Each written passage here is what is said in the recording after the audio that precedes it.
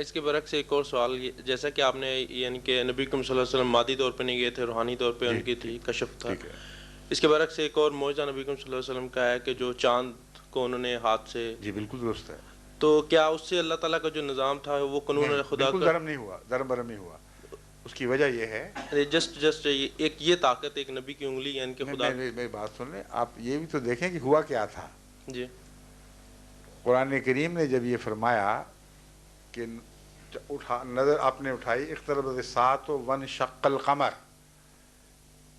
یہ نہیں فرمایا کہ محمد رسول اللہ صلی اللہ علیہ وسلم نے انگلی اٹھائی اور انگلی کی طاقت سے چاند پھٹا ہے. جی جو قرآن نے کہا ہے اس تک رہیں. جی مولوی کی بات سر بھلا دیں تھوڑی دیر کے لیے. نہیں بات میری بات سن لیجیے. چلیں جو قرآن نے کہا ہے ابھی اس کی حد تک رہتے ہیں، ٹھیک. ابھی مولوی کی کہانیوں کو چھوڑ دیں ایک طرف. قرآن کریم فرماتا ہے اقتربت الساعۃ وانشق القمر، کہ قیامت قریب آ گئی اور چاند دو ٹکڑے ہو گیا. جب یہ آیت نازل ہوئی ہے تو تب آپ نے چاند کی طرف انگلی اٹھائی ہے، نہ کہ انگلی اٹھانے کے بعد وہ چاند پھٹا ہے. ساری روایتیں یہی بات بیان کر رہی ہیں. آپ کو تو خیال بھی نہیں آ سکتا تھا کہ چاند پھٹا ہے. جب خدا کی طرف سے یہ الہام ہوا ہے، یہ علم پا کر آپ نے انگلی اٹھائی اور واقعتاً لوگوں نے چاند کو دو ٹکڑے ہوتے دیکھا. سمجھیں؟ جی اب سوال یہ ہے کہ کیا واقعتاً چاند دو ٹکڑے جسمانی طور پر ہوا تھا یا ایک کشف تھا؟ یا تیسرا سوال یہ ہے کہ کیا واقعتاً دوسرے لوگوں کو بھی دکھائی دیا تھا اور کشف نہیں تھا بلکہ کوئی اور طریق تھا کہ چاند دو ٹکڑے دکھائی دیا ہو مگر واقعتاً دو ٹکڑے نہ ہوا ہو؟ یہ تین امکانات ہیں. ٹھیک ہے؟ ان تینوں امکانات میں سے میرے نزدیک جو آخری بات میں نے کی ہے وہی واقعہ ہوا ہے. اس کی وجہ یہ ہے کہ تمام دنیا کے سائنسدان اس بات پر متفق ہیں کہ چاند 1400 سال پہلے تو کیا، جب سے زمین اور کائنات بنی ہے کبھی بھی بیچ میں سے پھٹ کر الگ نہیں ہوا.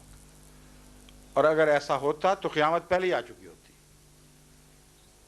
100% اہل علم کی گواہی یہ ہے اور قرآن سچا ہے.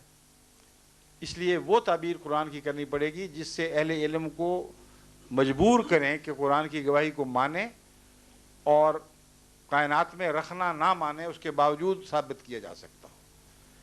بس اس پہلو سے جو میں نے تحقیق کی ہے اس کی روح سے صورتحال یہ بنتی ہے کہ ایک تو حضرت مسیح علیہ السلام کی تحقیق کا خلاصہ یہ ہے کہ یہ جو واقعہ ہے یہ اہل عرب نے لازماً دیکھا ہے. اگر نہ دیکھا ہوتا تو اسی وقت قرآن کو چھوڑ کر اس کو کہہ دیتے کہ یہ دیکھو جھوٹ بولا اور کوئی واقعہ نہیں ہوا. بلکہ ہندوستان کے بادشاہوں اور راجوں نے بھی یہ واقعہ دیکھا اور اپنی اپنی تاریخ میں اس بات کو منضبط کیا ہے.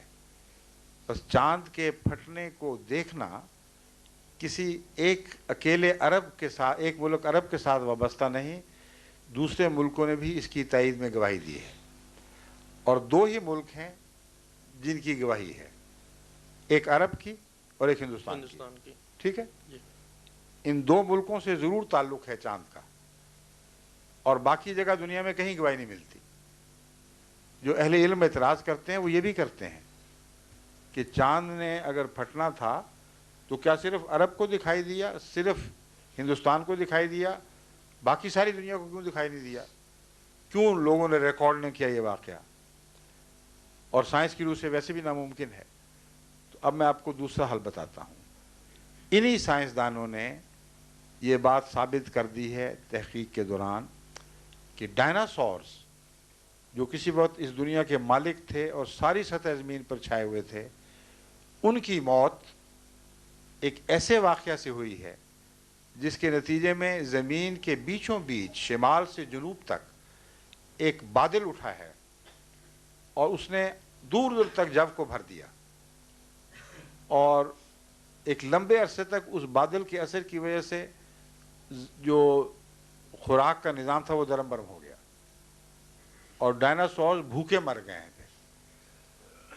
اب جو بادل ابھی بھی آج کل کی جو نئی تحقیق ہے، یہ میں مضامین پڑھتا رہتا ہوں، ابھی کچھ عرصہ پہلے میں نے ایک رسالے میں مضمون پڑھا اور میں حیران رہ گیا دیکھ کر کہ انہوں نے وہ لکیر اور اس کے آثار باقیہ دریافت کر لیے ہیں، کیونکہ چاند سے ایک بہت بڑا میٹیور گرا تھا جس میں ایریڈیم میٹل شامل تھی اور بعض مولیبڈینم وغیرہ بعض ایسی ریئر میٹل شامل تھیں کہ جو ابھی تک اس لائن پر موجود ہیں، اور اس علاقے کے پانی کا زمین تک اگر آپ تجزیہ کریں تو اس گرنے والے بہت عظیم آسمان کے ٹکڑے کا آج تک نشان موجود ہے۔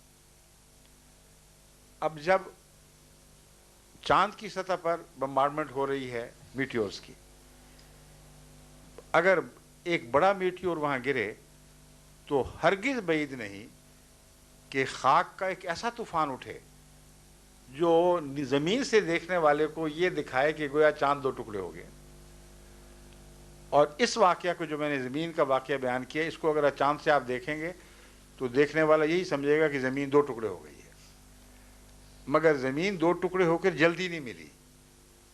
چاند سے جو گرد و غبار اٹھتی ہے وہ ایک دم اٹھتی ہے اور ایک دم ہی بیٹھ جاتی ہے، لمبا عرصہ نہیں لیتی۔ آپ کے لاجک کے مطابق کہ جو خدا اللہ تعالیٰ ہے وہ جو سائنس کے جو نظام ہے اس کے تابع ہے کہ ایسے برتر ہے؟ سائنس کا نظام اللہ کے تابع ہے، اللہ کے تابع۔ بالکل۔ تو اس لیے کیونکہ اللہ اپنے تابع نظام کو جس کو اس نے خود بنایا ہو اس کو جاہرانہ طور پر توڑا نہیں کرتا۔ تو یہی تو سائنس کہتی ہے کہ انسان جو ہے وہ آج سے کروڑ سال پہلے کسی ایسے کوئی تجربہ، جیسے لوئک پاسچر کا ایک سائنس کا ذکر آتا ہے کہ آج سے اتنے سال پہلے ہارمونز تو پھر اور بات کرتا تھا، مگر میری بات سن لیں، آپ ارتقاء کی بات کر رہے ہیں۔ میں نے لوئک پاسچر کا پڑھا اس لیے ذکر ڈارون کی بات کر رہے ہیں شاید۔ ہاں وہی بات کر رہے ہیں۔ قرآن کریم خود ارتقاء کو ثابت کرتا ہے، تو جھٹلا کہاں رہا ہے قرآن کریم؟ تو میرا مطلب پھر حضرت آدم علیہ السلام کو اللہ تعالیٰ نے کیسے؟ آدم علیہ السلام 5000 سال پہلے یا 6000 سال پہلے نہیں پیدا ہوئے، اس سے پہلے انسان موجود تھے، اور قرآن کریم نے کہیں بھی نہیں لکھا کہ آدم پہلا انسان تھا۔ اللہ تعالیٰ نے تو آدم کو ہرگز نہ پہلا انسان لکھا، نہ انکار کیا کہ اس سے پہلے کوئی مخلوق موجود تھی، بلکہ آدم وہ پہلا نبی ہے جس کی اطاعت بنی نوع انسان پر فرض کی گئی تھی، اور اس پہلو سے اس سے پہلے انسان موجود تو تھے مگر لامذہب تھے۔ تو اگر آپ نے احمدیت کو سمجھنا ہے تو یہ نہ خیال کریں کہ نعوذ باللہ من ذالک ہم خدا کی قدرت کے مخالف ہیں۔ ہم خدا کی قدرت کی تائید میں یہ مجبور ہیں یہ باتیں کہنے پر، کیونکہ اگر آپ نے خدا کو ایک کہانی بنانے والے کے تصور کے مطابق دنیا کے سامنے پیش کیا تو ایسا خدا دنیا ہر جگہ رد کر دے گی۔ ہم قرآن سے وہ خدا پیش کرتے ہیں جس کو دنیا رد کر سکتی ہی نہیں۔ اس لیے احمدیت کا مزاج سمجھیں۔ ہم یہ کہتے ہیں، اور یہ بنیادی اصول ہے، کہ اللہ تعالیٰ نے جیسا کہ میں نے ابھی بیان کیا تھا کائنات کو ایک چیلنج کے طور پر پیش کیا ہے۔ فرمایا میری کائنات میں جو قانون ہیں وہ اسی طرح چلے آ رہے ہیں جیسے تھے، اسی طرح چلتے رہیں گے، کوئی نہیں ہے جو ان کو تبدیل کر سکے، اور اس میں کوئی رکھنا نہیں ہے۔ جب رکھنا نہیں ہے تو جب قانون توڑیں گے تو رکھنا پیدا ہوگا۔ تو اللہ کی طرف ایسی بات غیر معقول بات کہ کائنات پیدا کرے بغیر رکھنے کے اور پھر اس کے نظام کو توڑ کر اس میں رکھنا پیدا کر دے، یہ بچگانہ کہانیاں ہیں۔ قرآن اور اسلام سے ان کا کوئی تعلق نہیں ہے۔ بس میں جو آپ کے سامنے مضامین پیش کر رہا ہوں یہ قرآن کی تائید میں ہے، نہ کہ اس کے مخالف ہیں۔ اگر آپ پیغام سمجھ لیں حکمت کا تو آپ کا دل روشن ہو جائے گا، اگر نہیں سمجھیں گے تو کہانیوں میں بستے رہیں گے۔ جو عیسیٰ 2000 سال نہیں اترے وہ اگلے 2000 میں بھی نہیں اترنے۔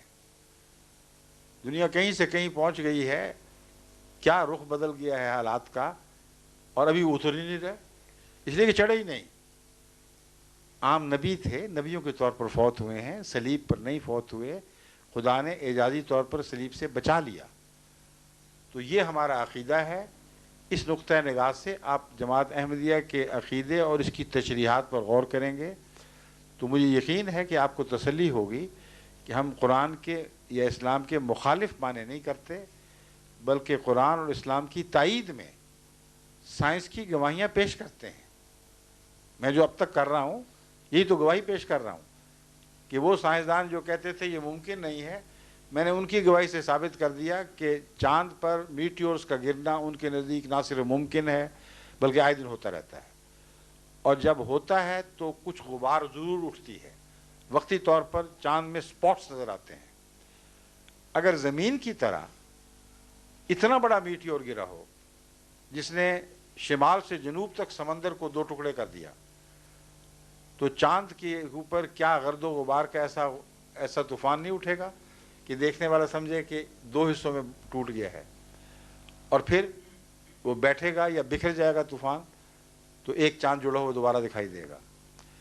لیکن اس بات کا ثبوت کہ یہ مانوی کلام ہے، لفظی نہیں ہے، یہ اسی آیت میں موجود ہے. یہ آخری بات میں آپ کو سمجھانی چاہتا ہوں. قرآن کریم فرماتا ہے اقترب الساعۃ وانشق القمر. ساعت قریب آ گئی، بالکل قریب آ گئی، اقترب، اور چاند پھٹ گیا. اب ساعت کا مطلب قیامت ہے کہ نہیں؟ ٹھیک ہے نا جی. مولوی جو لفظی ترجمے کے قائل اور اس پر اصرار کرتے ہیں، آپ ان سے پوچھئے تو صحیح کہ ساعت کا مطلب قیامت ہے کہ نہیں؟ کہیں گے ہاں. ان کو کہو تو پھر قرآن نعوذ باللہ جھوٹا ہے، کیونکہ قرآن تو کہتا ہے چاند کے پھٹنے کے ساتھ ہی قیامت آ جانی چاہیے تھی. کہاں آئی قیامت؟ 1400 سال ہو گئے ہیں، گئی کہاں وہ قیامت؟ کوئی جواب دیں تو مجھے بھی بتائیں. ایک اور سوال سر. نہیں، ایک جواب ختم ہو جائے.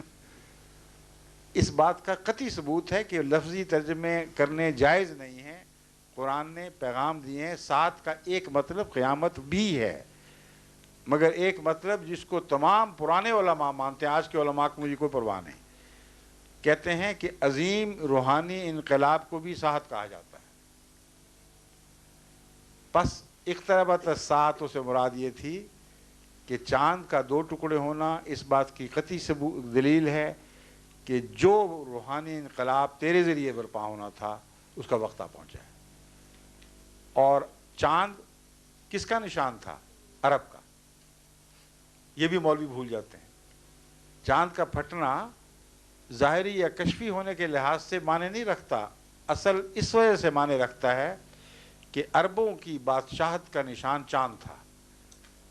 چاند پھٹ گیا کا مطلب ہے کہ عربوں کی حکومت ختم، شرک اب اڑ گیا یہاں سے، اور محمد رسول اللہ کی لائی جانے والی قیامت اب برپا ہو کے رہے گی. یہ واقعہ آپ کی زندگی میں ہو گیا کہ نہیں ہوا؟ تو جو چیز واقعتاً سچی ہوئی وہ لفظی ترجمے سے نہیں ہوئی، وہ معنوں سے ہوئی.